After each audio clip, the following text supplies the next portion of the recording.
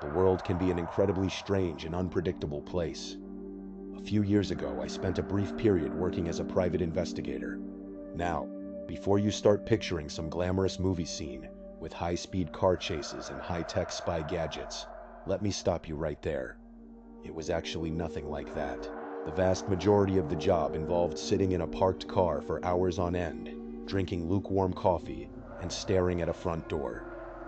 It was mostly simple surveillance, documenting daily routines, and waiting for something to happen. During my short career in that field, I did not uncover any massive government conspiracies. But there was one particular case that completely shook me. It was a case that showed just how deeply disturbed and obsessive a human being can get. To protect the privacy of the woman who lived through this absolute nightmare, we will call her Sue. Sue was a young, confident, and incredibly driven woman who had built her own business from the ground up. She was the kind of person you could not help but admire. She started with almost nothing, working long hours, and eventually gathered a small group of investors who believed in her vision. One of those early investors was a man named Steve. Sue and Steve had known each other for several years. They actually met back when Sue was working as a bartender at a local neighborhood tavern, and Steve was one of her regular customers. When Steve first started coming into the bar, he immediately stood out from the regular crowd. He drove a flashy Corvette, always wore sharp business suits, and had this air of immense wealth about him. He was the kind of guy who would walk into a room and instantly buy a round of drinks for everyone at the bar just to show he could. Whenever the bar was quiet, Sue would chat with him and share her dreams of starting her own retail company. Steve would listen intently, nodding along, and he would constantly offer to give her the money to start it. But Sue always politely declined. She did not want to complicate their friendship with money. They even went out on a few casual dates early on, but they both quickly realized they functioned much better as strictly platonic friends. Eventually, Sue hit a major roadblock with her business. She ran completely out of capital, and her other investors could not chip in any more cash. She was on the verge of losing everything she had worked so hard for. That was when Steve approached her again, insisting on writing her a check to keep her dream alive. Desperate to save her business, Sue finally caved in and accepted his investment. It was a decision she would regret for the rest of her life. Almost immediately after the money cleared, Steve completely transformed. The friendly, supportive investor vanished, and in his place was a highly controlling and mentally abusive monster. He began calling Sue at all hours of the day and night. He would send her dozens of text messages an hour, demanding to know where she was, who she was with, and what she was doing. Sue saved every single one of those messages, and when she eventually showed them to me, it was deeply chilling. Sue felt completely trapped. She could not change her phone number because she needed it for her growing business. And she felt too guilty to go to the police because she had taken so much of his money. The situation escalated rapidly. Whenever Sue attempted to go out on a date with another man, Steve would somehow find out and show up at the venue to cause a scene. One night, Sue was out having drinks with a new guy she was seeing. Out of nowhere, Steve appeared. He walked straight up to the man, did not say a single word, and punched him squarely in the face, knocking him out cold. Strangely, no police charges were ever filed. Sue believed Steve used his wealth and influence to make the situation disappear. This relentless harassment went on for months, and Sue was suffocating. She was constantly looking over her shoulder. She became completely paranoid, convinced that Steve was stalking her apartment at night. She would lie awake in her bed, frozen in fear, listening to what sounded like heavy footsteps pacing back and forth on the gravel walkway right outside her bedroom window. Everywhere she drove, she would spot a red pickup truck trailing behind her, always keeping a safe distance but always visible. Then, one day, with absolutely no warning, Steve just vanished. The red pickup truck stopped appearing in her rearview mirror. The constant phone calls and texts suddenly ceased. The creepy footsteps outside her bedroom window disappeared. It was as if Steve had simply evaporated off the face of the earth. Sue was incredibly relieved, hoping that he had finally gotten bored and decided to move on with his life. Over the next 2 years, Sue finally found some peace. Her business flourished, becoming becoming wildly successful. She started dating again without any fear of surprise attacks. She bought a beautiful new home in a quiet neighborhood to start the next chapter of her life. But as time went on, the unresolved debt to Steve began to weigh heavily on her conscience. She did not want him to ever have any leverage over her. She decided she wanted to calculate exactly how much money he had invested, write him a check for the full amount plus interest, and cut ties permanently. But when Sue tried to contact him, she ran into a brick wall. The phone number she had for him was completely out of service. She searched for his name on every social media platform, but he had absolutely no online footprint. She even went back to the old bar where she used to work and asked the staff if anyone had seen him. No one had heard from Steve in years. He had completely disappeared. Sue was ready to just give up and let it go. Then, in the dead of night, Sue was awakened by a loud, heavy knock at her front door. She crept downstairs, her heart pounding in her chest. She looked out the small window beside the door and saw a tall figure standing on her porch, wearing a dark hoodie with the hood pulled tightly over his face. Her gut immediately told her it was Steve, even though she could not see his features. She stood in silence, refusing to answer. The figure knocked again, waited on the porch for about 20 minutes, and then slowly walked away into the darkness. Terrified, Sue contacted me the very next day and explained the entire history. She wanted me to find Steve, deliver the money, and get him out of her life for good. I began my investigation by looking into Steve's background, and it did not take long to uncover some highly disturbing information. It turned out that Steve was not his real name at all. He had been using a completely fabricated identity. Furthermore, I could find no legitimate source for his supposed wealth. I discovered that he had played this exact same game in several other towns under various different aliases, always flaunting money, targeting young women, and then completely vanishing when things went south. In fact, the last official record of any of his aliases was from over 2 years ago, right when he stopped contacting Sue. While I was still digging into his past, the hooded figure returned to Sue's house in the middle of the night. Sue called me in a panic. By the time I rushed over to her house, the figure was already gone. I decided to search the immediate neighborhood, but I did not want to wander too far in case he came back. Sue was absolutely petrified, so I agreed to set up a stakeout in front of her home for the next few nights. On the third night of the stakeout, around 2 o'clock in the morning, I saw a dark figure creep out from the tree line and approach Sue's front porch. He raised his hand and knocked loudly on the door. I immediately opened my car door and began walking toward him. But the moment he heard my footsteps, he spun around, saw me, and bolted. He was incredibly fast. He ran across the lawn and plunged into a dense, heavily wooded area that bordered Sue's property. I decided not to chase him into the pitch-black woods alone. Instead, I went back to the house, made sure Sue was safe, and told her to pack a bag and go stay with her family. Right at sunrise, I returned to the woods to track the intruder. I walked cautiously through the thick underbrush, keeping my eyes peeled.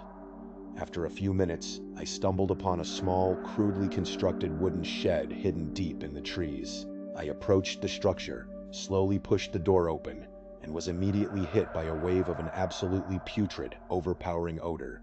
It smelled like raw sewage and unwashed skin. I stepped inside and looked around. The floor was littered with crumpled food wrappers, empty soda cans, and cheap beer cans.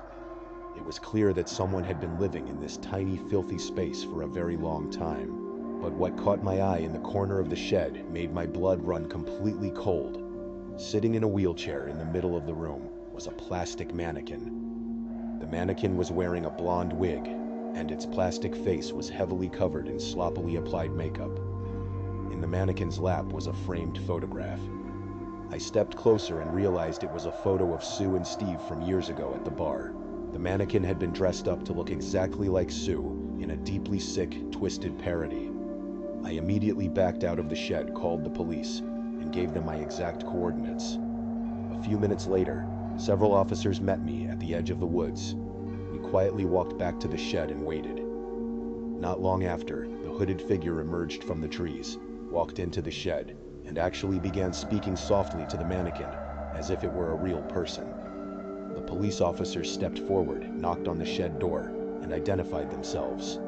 The man instantly flew into a violent rage. He lunged at one of the officers, screaming, but he was quickly tackled to the ground and handcuffed. When they pulled back his hood, it was indeed Steve. It turned out that Steve had been living like a wild animal in those woods for months, surviving on canned food and watching Sue's house through the trees. The police could find no record of where his money had gone, or how he had ended up living in a filthy shack in the woods. He had become a hollow, completely broken shell of a person, entirely consumed by his obsession with Sue. If Sue had not hired me, and if we had not discovered that shed, there is no telling what Steve might have done if he had finally managed to get inside her home. It is a terrifying reminder that sometimes the people we think are our friends are actually hiding a deep, dark, monstrous side. Now, one of my own personal flaws is that I have always been incredibly susceptible to peer pressure. When I was younger, I would constantly get myself into trouble, just because someone dared me to do something stupid. This lack of confidence and poor judgment unfortunately followed me right into my adult life. A few years ago, I began to develop this nagging, terrible suspicion that my fiancée was cheating on me. Instead of sitting down and having an honest conversation with her like an adult, I decided to confide in a few of my close friends. Rather than giving me sensible advice, they completely fed into my paranoia. They told me that if I had a bad feeling, it must mean she was definitely hiding something. They convinced me that I needed to find proof before confronting her. One of my friends suggested that I hire a private investigator to track her movements. At first, I thought the idea was completely ridiculous. I did not even think private investigators were real people you could just hire in everyday life. I thought they only existed in old detective movies. But my anxiety was eating me alive. I could not sleep, I could not eat, and I was completely consumed by jealousy. I ended up doing something incredibly foolish. I opened up Craigslist and searched for private investigators in my area. I figured this was a pretty sketchy thing to do, so Craigslist seemed like the perfect place to find someone who would work cheap and ask no questions. I found a single listing that was close to my location under the name Shane. I reached out to him, and we exchanged a few messages before agreeing to meet in person to discuss the details.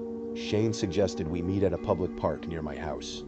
As I drove over there, I felt sick to my stomach. I felt incredibly cheap and deceitful, but my brain was so clouded by paranoia that I just wanted answers.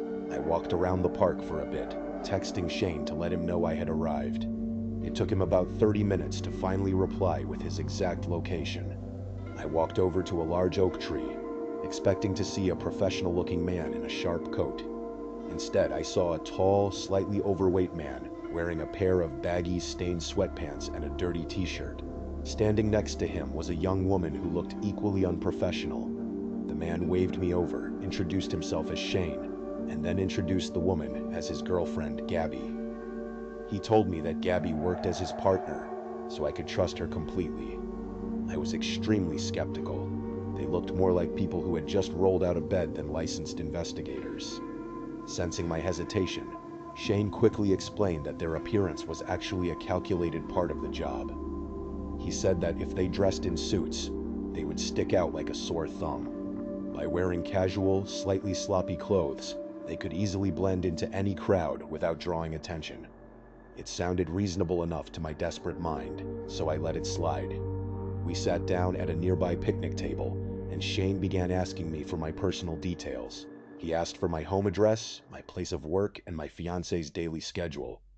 But then, his questions started to take a very strange, deeply personal turn. He began asking highly intimate questions about our relationship, our finances, and our private lives that seemed completely irrelevant to a standard surveillance job. I felt uncomfortable, but I answered them anyway, because I assumed he knew what he was doing. When we finished talking, Shane demanded a significant cash payment up front, claiming he needed it to cover expenses and that he only worked off the books. I reluctantly handed over the cash, feeling a deep sense of dread in my gut that I was being scammed. Shane took the money, smiled, and told me he would be in touch soon. A week went by, and I heard absolutely nothing from Shane. I sent him several messages, but they all went completely unanswered. I was convinced that I had been ripped off, and that he had simply run away with my cash. Then, on a Tuesday night at exactly 1:16 in the morning, my phone buzzed. It was a text from an unknown number. It was Shane. He claimed that his old phone had broken, which was why he had been out of touch. He told me that he had just uncovered some incredibly vital, shocking information about my fiancée, and that I needed to meet him immediately. He said it could not wait until morning. I looked over at my fiancée, who was fast asleep right next to me in our bed. She had been home with me all evening. The whole situation felt incredibly off, but my anxiety flared up instantly. I texted Shane back, asking if we could please just meet in the morning. He replied immediately, stating that if I did not come right now, the opportunity would be lost forever, and he reminded me to bring the remaining cash balance for his services. I quietly got out of bed, got dressed, and slipped out of the house. The address Shane had sent me was for a property about a 10-minute drive away. When I pulled up to the location, my headlights illuminated a dark, completely dilapidated house that looked entirely abandoned. The windows were boarded up and there were no lights on anywhere. I sat in my idling car, my heart hammering against my ribs. I texted the number, asking if I was in the right place. A few moments later, a text came back. It simply said, "Doors open." I replied, asking if he could just step outside to meet me because the place looked abandoned. Shane texted back, "The door is unlocked, just open it and come inside." Ignoring every single survival instinct in my body, I stepped out of my car and walked up to the creaky front porch. I reached out, turned the doorknob, and pushed the door open. The interior of the house was pitch black and smelled of rot and damp drywall. I stepped into the foyer and called out Shane's name. No one answered. The silence was absolute. I was just about to turn around and run back to my car when my phone buzzed again. The message read, "I hear you upstairs. Sorry, we are down in the basement. That is where our temporary office is. Just go to the door on the far left and come on down." I walked slowly through the dark living room, using the flashlight on my phone to guide my steps. I found the door on the far left and pushed it open. I shined my light down the stairs, but the beam of light was swallowed up by a deep, pitch-black abyss. There was no light downstairs, no sound of voices, and absolutely no sign of a working office. As I stood frozen at the top of the basement stairs, another text message popped up on my screen. It read, "Are you coming down, or are you just going to stand there all night?" That single message sent a jolt of pure terror straight down my spine. Whoever was sending those texts was actively watching me from somewhere in the dark. But there was no office, and there was no investigation. It was a trap. I turned around, bolted out of the front door, ran to my car, and slammed my foot on the gas pedal, tearing away from the abandoned house as fast as possible. As I was driving back to the safety of my neighborhood, a final text came through from the unknown number. It read, "Good for you, buddy. Take care." I never replied. The next day I tried calling the number, but it was already disconnected. When I looked for the Craigslist posting, it had been completely deleted. It was clear that Shane and Gabby were nothing more than predatory scammers who used my personal paranoia to lure me to an abandoned house, likely planning to rob me or worse in that dark basement. The next few months were a living hell. Shane had my home address, and I was terrified that he would show up at my house to finish what he started. Every creak of the floorboards made me jump. Eventually, I broke down and confessed everything to my fiancée. She was deeply hurt that I had doubted her loyalty, but she sat with me, comforted me, and assured she had never cheated. We worked through our trust issues together, and a few months later, we moved to a brand new apartment in a different part of the city. Once we were settled in our new home, the fear finally began to fade. In hindsight, I should have gone straight to the police, but I was too embarrassed by my own stupidity. I got incredibly lucky that night. My survival instincts kicked in just in time, but it serves as a permanent, chilling reminder of how easily our own insecurities can lead us straight into the hands of dangerous predators. It is truly frightening how quickly a complete stranger can insert themselves into your life and turn it completely upside down. In early 2020, the entire world was thrown into complete chaos. For me, it was doubly difficult because in February of that year, I had just relocated to a brand new city for a job, leaving my family and friends 8 hours behind. Just a month after I arrived, the pandemic lockdowns hit. I found myself completely isolated in a strange city where I knew absolutely no one. After a few months of staring at the walls of my apartment, I decided to try and put myself out there by downloading a few dating apps. I was not looking for a serious relationship or a soulmate. I just wanted to have some human interaction, grab a casual coffee, and maybe make a friend or two. Over the summer, I went on casual dates with a few different guys. They were all perfectly nice, but most of them were looking for a serious commitment that I just was not ready to give. One of the men I met was a guy named Wade. Wade was highly attractive, intelligent, and had a great sense of humor. On paper, he was absolutely perfect, but whenever we were together, I had this subtle, uneasy feeling in the pit of my stomach. It was nothing he specifically did or said, just a strange vibe that I could not shake. I had ignored my intuition in past relationships, and I promised myself I would never do that again. I did try to give him a fair chance, and we went on a few more casual dates, but the romantic spark just was not there. I assumed Wade felt the same way. Our text conversations gradually became shorter and less frequent, until they eventually fizzled out completely. Neither of us made any effort to reach out again, and I assumed that was the end of it. I decided to take a break from dating for a while and focused on making some local friends.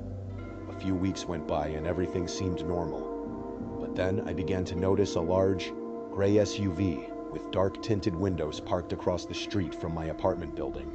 At first, I did not think much of it, but as the days turned into weeks, I realized the SUV was parked there every single night, always in the exact same spot, with its engine idling quietly. I checked with my neighbors, but none of them owned a gray SUV. One Saturday afternoon, I drove to the local grocery store to pick up some food. While I was walking down the aisles, I got this incredibly uncomfortable sensation that someone was watching me. The store was packed with shoppers, so I brushed it off as simple paranoia. But when I finished paying and walked out to my car, my heart stopped. Parked in the stall directly adjacent to my car was the exact same gray SUV with the dark tinted windows. I quickly loaded my groceries into the trunk, feeling a cold sweat break out on my neck. As I drove out of the parking lot, I glanced toward the entrance of the store. Standing near the automatic doors was a tall man with slicked back hair and dark sunglasses. He was staring directly at my car as I pulled away. I tried to shake the creepy feeling off, because I had a coffee date scheduled that afternoon with a man named Paul. Paul was the first guy I had agreed to meet since Wade, and I was actually really excited about him. We met at a busy downtown coffee shop, and the date was going incredibly well. Paul was charming, attentive, and easy to talk to. For the first time in months, I felt a genuine connection. But while we were laughing at a joke, I happened to glance out the large front window of the shop. There, parked directly across the street, was the gray SUV. My face went completely pale, and my entire demeanor changed in an instant. Paul noticed immediately and asked if I was okay. I began scanning the crowded coffee shop, my eyes darting from table to table. That was when I spotted him. Sitting at a small table near the emergency exit was the tall man with the slick back hair. He was pretending to look at his phone, but his body was angled directly toward our table. I was absolutely terrified, but I did not want to freak Paul out on our very first date by telling him that a mysterious man in a gray SUV was stalking me. I made up a quick excuse about a sudden work emergency, apologized profusely, and cut the date short. I ran out to my car and took a highly convoluted route home, turning down random side streets to try and lose him. It did not work. When I looked in my rearview mirror, the gray SUV was tailing me, matching my every turn. Once I finally made it back to my apartment, I locked the door and collapsed onto the couch. I decided to text Paul and explain the entire truth about why I had run off. He was incredibly understanding and sympathetic. While we were texting, I crept over to my window and peeked through the blinds. The gray SUV was parked right outside, its headlights cutting through the darkness. Paul strongly urged me to call the police, and I finally did. 2 officers arrived a short time later. From my living room window, I watched them pull up behind the gray SUV and turn on their flashing lights. The tall man with the slick back hair stepped out of the vehicle. He did not look nervous at all. He spoke calmly with the officers, and then reached into his jacket pocket and pulled out a small black wallet, showing them some kind of identification. After a few minutes, the officers walked up to my apartment door. They informed me that the man in the SUV was a licensed private investigator. Because he was licensed and had a legitimate client, he was legally allowed to park on a public street and conduct surveillance. The officers told me they could not force him to leave, and they could not legally disclose the identity of the person who had hired him. I was completely stunned. I had only been in this city for a few months, and I knew hardly anyone. Who could possibly have the motive or the money to hire a professional investigator to watch my every move? The next few days were absolute torture. The gray SUV did not return, but the psychological damage was already done. I felt completely violated. Every time I left my apartment, I felt like eyes were on me. A few weeks later, Paul and I decided to go for a hike at a beautiful, heavily forested state park just outside of town. It was a gorgeous sunny day, and I was finally starting to relax. But as we walked deeper into the woods, that familiar, creeping sensation of being watched returned. It was not just my imagination this time. Paul kept stopping and looking back over his shoulder into the dense trees, whispering that he felt like someone was trailing us. I tried to make a joke out of it, laughing that it was probably just another private investigator trying to get a better view. When we finally finished the trail and made it back to the dirt parking lot, Paul went into the public restroom before we got into the car. I stood near the trailhead, scrolling through my phone, when I suddenly heard the rapid sound of heavy footsteps crashing through the dry leaves. I looked up, and sprinting out of the thick brush was Wade. Before I could even react, he grabbed my upper arm in a vice grip, pulling me toward his car. His eyes were wide, bloodshot, and completely manic. He started screaming directly in my face, telling me that I had been unfaithful to him, that he knew all about my secret dates, but that he was willing to forgive me if I just got into his car right now. I began to scream at the top of my lungs, struggling to pull away from his grip. Hearing my cries, Paul burst out of the restroom door. He did not hesitate for a second. He charged across the parking lot and tackled Wade to the ground. The two men scrambled in the dirt. Wade managed to get back to his feet, panting heavily.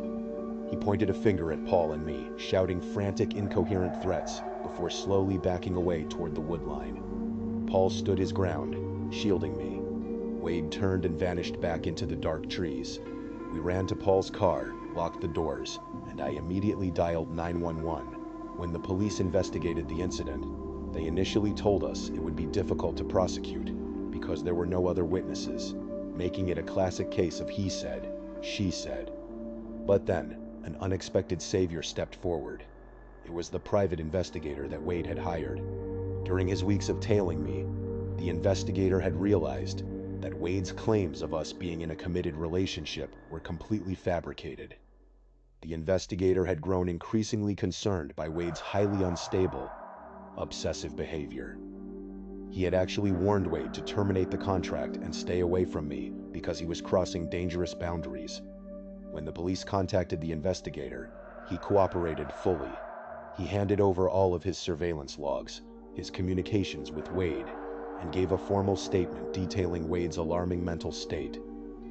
Thanks to his testimony, I was able to secure a permanent restraining order against Wade. Shortly after the court hearing, Wade completely vanished. He deleted all of his social media accounts, disconnected his phone, and seemingly moved away. But the terror of that experience has never truly left me. I barely knew this man, yet he was willing to spend thousands of dollars to have me hunted, tracked, and nearly abducted in the middle of the woods. If Paul had not been there with me that afternoon, I have no doubt that Wade would have dragged me into his car, and I might not be here to tell this story today.